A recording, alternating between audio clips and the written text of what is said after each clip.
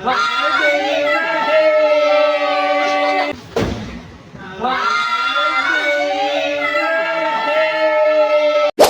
Hello guys! So dahil malapit na yung birthday ng aming pinsan na si Jade, may naisip akong magandang idea. So nasabi ko na to sa mga ate ko tsaka sa mga pinsan ko. And ang gagawin namin sa kanya ay ipaprank namin siya. Hindi lang to basta prank, kundi break up prank. So ang gagawin namin sa kanya is kukutsabahin namin yung boyfriend niya which is si Emil, and then isasali namin siya para ma-surprise namin si Jade sa birthday niya. Ibibideo call ko siya mamaya and then sasabihin ko sa kanya yung buong plano. Syempre, hindi ko naman to magagawa ng ako lang. So, narito ang mga kasabot ko.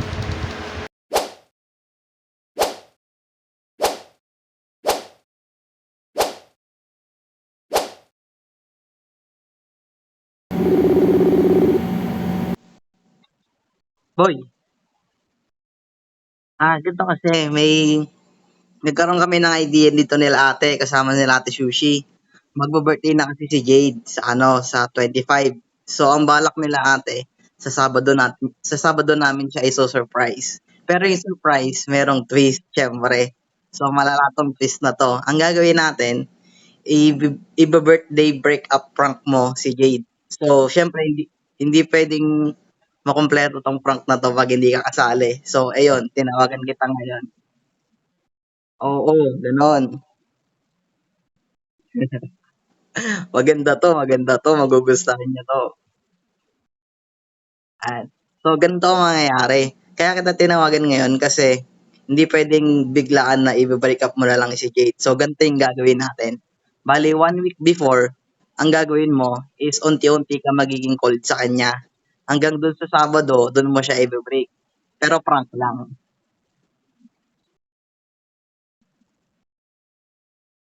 Ayun nga, kaya nga kita tinawagan ngayon kasi ikaw yung magdadala dun sa 1 week na dadahan-dahanin mo siya para smooth lang yung prank natin sa Sabado.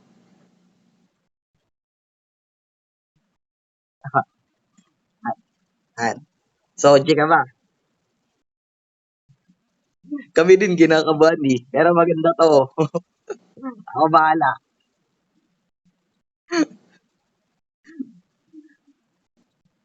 Ayan, sige. Salamat, salamat. Sa mga oras na to, niyaya ko muna si Jade sa SM para nang sa ganun ay makapagsalita siya sa akin at makapag-open up siya. Habang sila ate sa bahay nila tita ay naghahanda na at nagpe-prepare na para sa malaki naming surprise para sa kanya. Habang kami ay kumakain, siya ay nagbabanggit sa akin ng kung ano man ang nangyari sa kanilang dalawa at hindi ko mapigilang hindi matawa, pero kailangan kong itago na meron kaming malaking sorpresa para sa kanya sa aming pag-uwi. Bago kami umuwi, ay baka sa mukha ng aking pinsan na si Jay ang kalungkutan sa kanyang mga mata dahil tumawag kanina ang kanyang jowa at sinasabing nakikipaghiwalay na ito sa kanya. Hindi niya maipaliwanag ang kanyang nararamdaman, pero hindi niya alam na sa pag-uwi namin ay may malaking sorpresang naghihintay para sa kanya.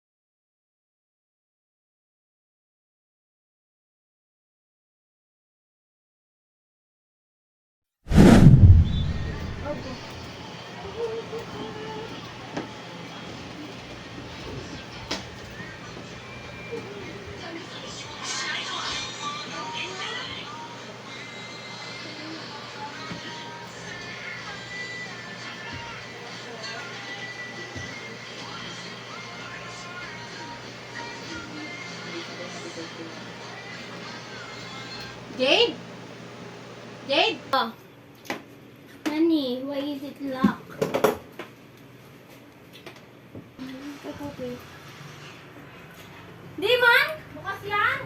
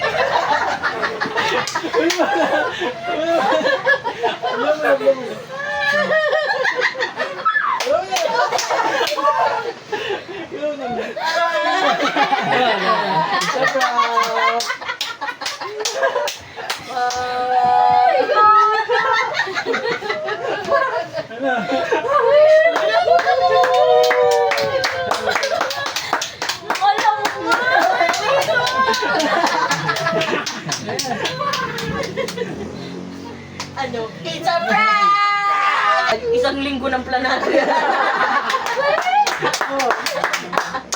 Ginamit niyo pa to! Wala ko pa rin! Ayun na. Ay! Nagbabalikan na ako. Thank you! Ayun, buksan mo. Prank po ako. Na-prank pa ako. Na-prank na naman ako!